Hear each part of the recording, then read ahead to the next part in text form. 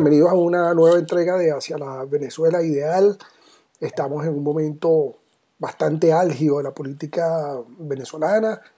Maduro está por presentar un decreto que firmó el día 1 de mayo sobre una convocatoria, según dice él y dice Aristóbulo, de una Asamblea Nacional Constituyente. Y esto, por supuesto, ha tomado descolocado a muchos actores de la oposición. Y viene ahora la discusión de qué hacer. Primero entender, Orlando, bienvenido como siempre. Primero entender, Orlando, en qué consiste esta jugada de Maduro. Decir si está en su carácter de presidente la convocatoria. Ayer había toda una discusión de si podía o no podía. Y tercero, que tiene que hacer la oposición venezolana. No nos vamos a divertir en qué se hizo en el pasado y tal. No. Vamos a ver para adelante. Un abrazo, Orlando. Un abrazo, profesor. Sí, la verdad que no deja de sorprendernos la creatividad y mucho en el plano de perversión que puede llegar a tener el gobierno para hacer sus propias interpretaciones del texto constitucional y con esto disfrazar su permanencia en el poder.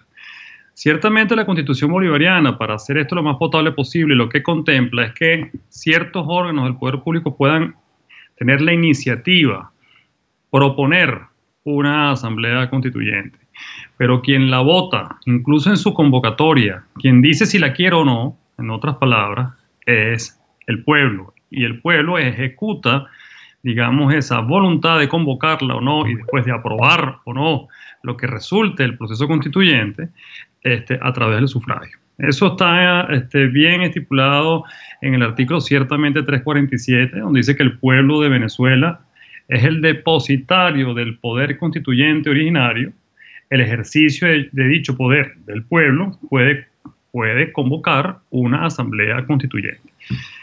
Entonces, que el presidente de la República se abrogue la facultad de convocarla es simplemente una usurpación absoluta del poder soberano cuyo depositario es el pueblo. También el artículo 70 de la Constitución establece que ese poder constituyente reside en el pueblo. Y aquí te atajo y te pregunto, ¿tú y yo somos pueblo? Claro.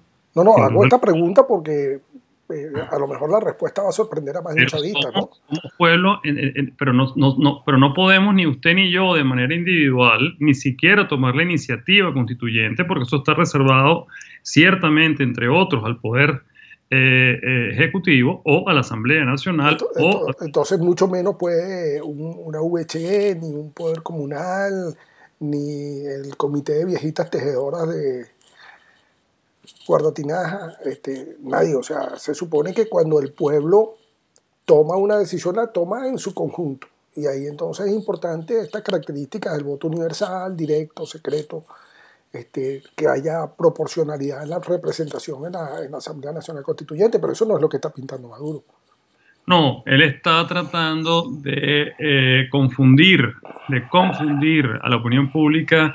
Y cuando digo la opinión pública, inclusive internacional, que ya estamos viendo en primeras planas y estamos viendo en noticieros y estamos viendo... Totalmente perdido, con la brújula. Exacto, diciendo, no, pero Maduro está convocando una constituyente. No es esto lo que ustedes querían. Bueno, pero ¿cuál constituyente? Maduro no puede convocar una constituyente. No es Maduro, el presidente de la República, ni la Asamblea Nacional, ni ninguno de los poderes públicos en Venezuela pueden convocar una constituyente, porque quien puede realmente aprobar una iniciativa de convocar una constituyente, quien aprueba o no esa convocatoria es el pueblo mediante los mecanismos que establece la Constitución, que son mecanismos referendarios, es decir, de votación universal, directa y secreta de ese evento. Exacto. Bueno, entonces, analizado esto, lo que a mí me gustaría pedir ahorita es calma y cordura. Vamos a resumir un segundo aquí, Orlando. Hasta ahora tú has dicho, el artículo importante aquí es el artículo 347 de la Constitución, que dice que el poder constituyente reside en el pueblo y que cualquier intento de convocar una Asamblea Nacional Constituyente tiene que pasar por una aprobación del pueblo, que según el artículo 70 se hace a través de una consulta electoral.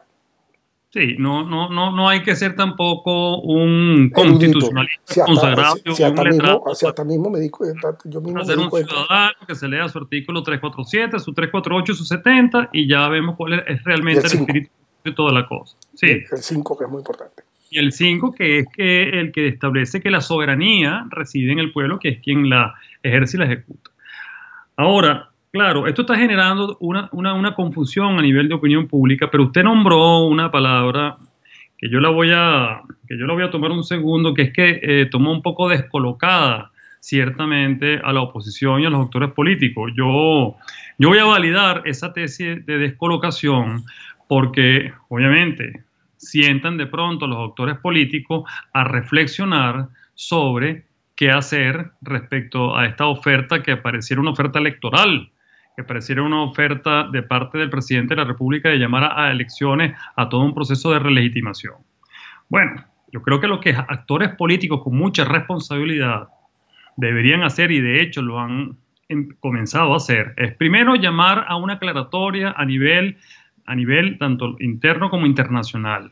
Aquí sigue esa actitud desplazante, esa actitud que parece ser un golpe de Estado, donde se pretende ahora ir a un proceso incluso de desmontaje de la propia Asamblea Nacional y de todos los poderes mediante un artificio de convocatoria a una constituyente donde yo, el presidente de la República, con mis colaboradores o con mis cooperantes, los otros poderes públicos, le hace Consejo Nacional Electoral, voy a controlar el votante de esa constituyente.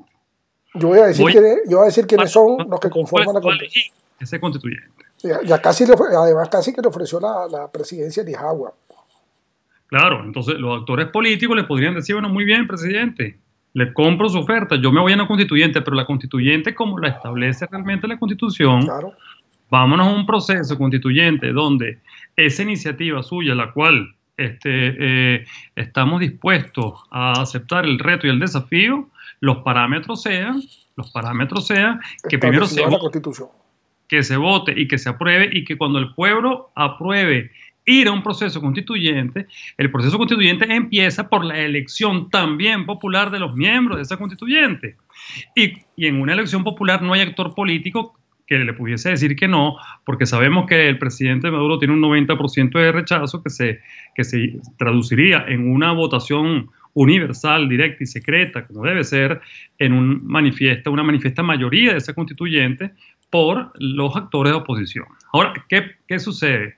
Que el escenario pinta que el asunto no es así, el asunto es elegir una constituyente, por un lado, a través de un grupete, llamémoslos de ellos mismos, que lo han llamado de afectos al gobierno. Afectos al gobierno, mediante esto que han llamado de una manera lírica representación popular, amas de casa, estudiantes, representaciones de los tenedores de las bolsas de comida. Y por otro lado, te doy un caramelito, te doy una palomita, que es que vamos a elegir la otra porción de la Asamblea Constituyente a través de los consejos municipales, donde de pronto la oposición puede llenar el bulto, para que tengas allí alguna representación que en todo caso jamás va a ser mayoritaria. Bueno, esto es un asunto que hay que explicarlo muy bien a nivel de los medios, a nivel internacional. Hay que convocar una alerta a la comunidad internacional para que no interprete que es que el presidente está llamando un proceso de relegitimación constituyente y además originario. La única constituyente originaria posible en el país es la que deriva de una convocatoria popular. Exactamente. Y las otras que son derivadas son las que igualmente son convocadas a través del pueblo para solicitarle después, mediante esa convocatoria, a la Asamblea que decrete tal o cual ley por iniciativa popular y en segundo grado. ¿Qué debería hacer la oposición? Bueno, lo primero, hacer una tarea titánica como la hizo al tiempo de la sentencia aquella reciente 155 y 156 y el gazapo que vino la 157 y la 158, aclararle a la opinión pública en qué consiste esta jugada artificial. Que esto es otra truculencia dictatorial. Que esto es una manera de darle una patada a la lámpara, esto es una manera de terminar, de quitar del medio la Asamblea, Esto es una manera de desmantelar, ojo, el Estado, lo que queda de Estado ni siquiera democrático. Porque eso es otra cosa que quiero yo aquí que me permita, profesor. Aquí ojalá sea una dictadura lo que tuviésemos. Y lo digo con toda responsabilidad. En las dictaduras mínimamente hay un orden. En las dictaduras quien no se mete con el dictador come. En la dictadura quien no adversa la dictadura, a fin de cuentas, trabaja. Y cuidado si tiene esta seguridad. En Venezuela pasamos a un nivel de totalitarismo donde se está convirtiendo en un asunto absolutamente superfluo lo que es la condición ciudadana. Y como superflua no tiene importancia, pero no solamente tiene importancia la condición ciudadana, los derechos civiles, los derechos políticos, la vida misma. Desmantelar el Estado a través de este proceso constituyente, lo que es la descentralización de la anarquía y del caos, para dejar en los poderes comunales la posibilidad de acabar con el último vestigio de propiedad privada y el último vestigio de Estado de Derecho que puede quedar en el país. Rehago mi pregunta. ¿Qué tenemos que hacer los venezolanos al respecto? Ya tú me dijiste que la oposición tiene que hacer una alerta internacional sobre lo que está buscando Maduro y cuáles son las truculencias que tenemos que hacer los venezolanos. Muy bien, si se hacen las cosas como se hicieron en el 2007, donde por cierto usted estuvo a cargo también de esa campaña, que es contener la reforma constituyente de la Constitución que quería Chávez. No, yo no estuve a cargo. Estuve a cargo antes. Estuvo también participando de todo lo que fue el proceso, digamos, de comunicación política para contener aquel tema en el 2007. Hay que generar todo un movimiento en la opinión pública de lo que significa en la práctica esta iniciativa de Maduro, que no es nada más perpetuarse en el poder, es crear el Estado comunal. ¿Y el Estado comunal qué significa? Repito, la descentralización de la anarquía. Es que a través de las comunas decidirán entonces qué propiedad me acredito, con qué espacio me quedo. Las comunas decidirán a quién juzgan. El Estado comunal es un Estado que no es más que el Estado de los comités robesperianos de la Revolución Francesa. Y esto es muy peligroso. Entonces, si se explica a nivel comunicacional al propio pueblo y las bases populares que la última esperanza de estabilidad, de trabajo, de ir a un proceso realmente de recuperación país, va a quedar aniquilada y desmantelada con esta iniciativa, donde simplemente vas a tener que vivir a merced de eso que llaman el poder comunal, y con eso se perdió todo sentido de oportunidad, el pueblo reacciona. Ahora, yo creo que la amenaza más grave, si tú me perdonas que trivialice esto, y no es una trivialidad tampoco, Orlando, yo creo que la amenaza más grave que se cierne sobre el pueblo venezolano es que Maduro se quede en el poder. Maduro ha quebrado a Venezuela, Maduro ha destrozado el aparato productivo, Maduro ha convertido al venezolano en un ser miserable. Un ser miserable desde el punto de vista de su espacio vital, de su capacidad de desarrollarse, de su capacidad de comer, de salir, de hacer las cosas que normalmente se hacen en cualquier sociedad. Yo creo que lo más dramático es la posibilidad de que estos tipos entonces digan que el periodo presidencial dura 10 años y que esos primeros 10 años lo va a cumplir Maduro sin una elección que no sea la repetición de la misma fantochada a través de las cuales quieren armar este poder constituyente. Entonces, la cuestión es mucho más grave. Yo creo que, ahorita te doy mi opinión, Orlando, que no me la estás pidiendo, pero bueno, yo creo que hace falta, como tú dices, que nosotros de alguna manera le expliquemos a los venezolanos la amenaza que esto significa para nuestra libertad, para nuestro futuro, para nuestra capacidad de desarrollo.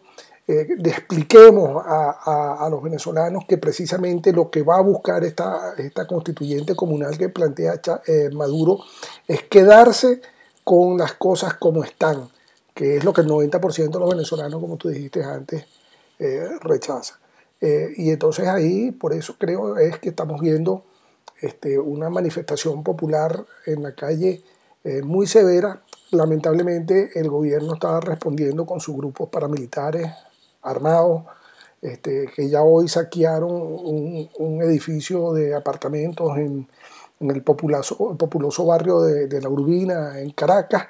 Estamos viendo que el gobierno está jugando al descontrol para forzar a la oposición a ir a este juego, que es un juego evidentemente desequilibrado, como todos los juegos que plantea el gobierno, y que deja sin efecto entonces este asunto del diálogo, inclusive el que estaba proponiendo el Papa.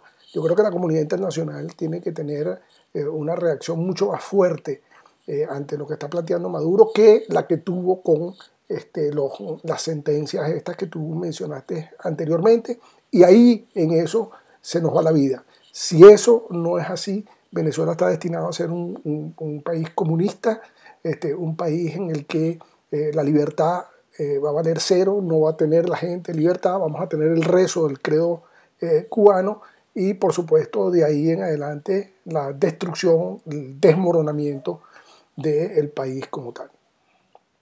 Bueno, yo quería agregar, te lo he dicho muy bien, pero yo quería agregar cosas. A veces uno no es capaz de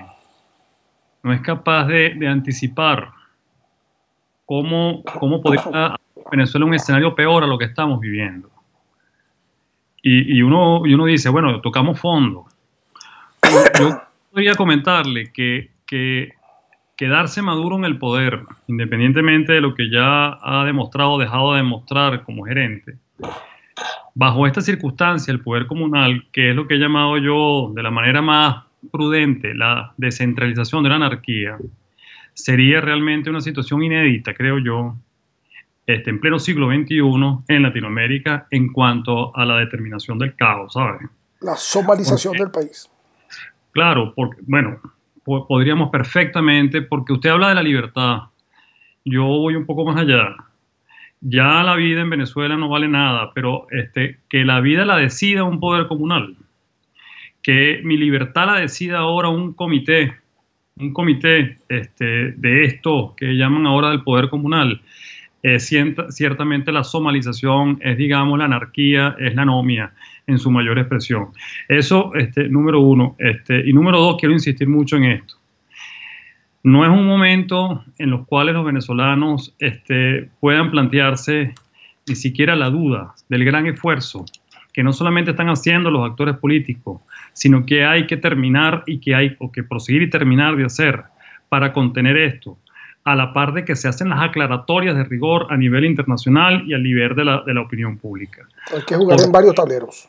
Lo que quería decirle, profesor, lo que quería decirle, y de verdad que vale la pena tomarse un minutico más, es que yo ciertamente sigo pensando que no es que, por favor, que el señor Maduro esté bien asesorado, que no es que, bueno, que mira que con qué han salido ahora, que de pronto descolocan a los actores políticos y han creado, digamos, una situación que es brillante desde el punto de vista del desmantelamiento y el cambio del juego. No, yo creo honestamente que perdieron la perspectiva de lo que es el país en este momento, que han provocado con esta decisión de interpretar así el 347, lo que han es legitimado ahora más que nunca el 350. Sí, señor. Creo que la gente está sumando 50 de cómo se come el 350. Que no es que se come porque me lo diga un constitucionalista, se come en la calle, se come defendiendo mis derechos porque ya no queda más nada, ciertamente no está quedando más nada que perder, sino que unas comunas tomen dominio de lo que me queda. Exacto. Entonces, nosotros tenemos que ser muy responsables en decirle a la comunidad internacional y decirle a lo interno a los venezolanos, ¿entiendes? Esto es otro gazapo y esto significaría realmente ni siquiera la comunización del país, es lo que usted acaba de decir. Es peor, porque en Cuba por lo menos es un mínimo de seguridad y no es que yo por el mínimo de seguridad permute la libertad, pero cónchale, aquí no va a haber ni libertad ni vida posible. Sí, señor. Entonces esto hay que explicarlo muy bien. Bueno, Orlando, hemos llegado al final de esta entrega. Creo que tenemos que declararnos en emergencia, estar montados sobre esto. Creo que para el momento que estamos grabando el decreto todavía no ha sido publicado. Lo que sí queda claro, amigos, y eso tienen que tenerlo bien claro, es que el presidente Maduro no tiene capacidad convocatoria. Un abrazo. Un abrazo. 14.